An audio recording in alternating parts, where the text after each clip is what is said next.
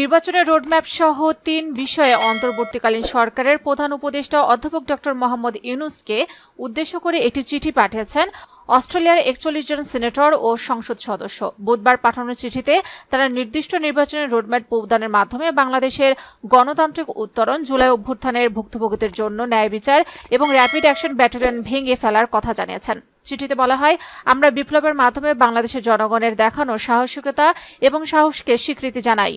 এটি আপনার প্রশাসনকে গণতন্ত্র পুনরুদ্ধার, মানবাধিকার সমুন্নত এবং শাসন ব্যবস্থার উপর জনসাধারণের আস্থা পুনর্নির্মাণের একটি ঐতিহাসিক সুযোগ দিয়েছে। চিঠিতে আরও বলা হয়, স্বচ্ছ ও বিশ্বাসযোগ্য নির্বাচনী প্রক্রিয়ার ওপর বাংলাদেশের স্থিতিশীলতা এবং গণতান্ত্রিক বৈধতার পথ নির্ভরশীল। বাংলাদেশের বিগত ৩টি নির্বাচনে একটি স্থিতিশীল গণতান্ত্রিক সরকারের জন্য প্রয়োজনীয় বৈধতা ছিল না। নির্বাচনে অখণ্ডতা পুনরুদ্ধার এবং একটি শান্তিপূর্ণ গণতান্ত্রিক উত্তরণ নিশ্চিত করার জন্য আমরা আপনার সরকারকে অনুরোধ করছি, যত তাড়াতাড়ি সম্ভব অবাধ, সুষ্ঠু এবং আন্তর্জাতিক তত্ত্বাবধানে নির্বাচনের জন্য একটি স্পষ্ট নির্বাচনের রোডম্যাপ ঘোষণা করুন।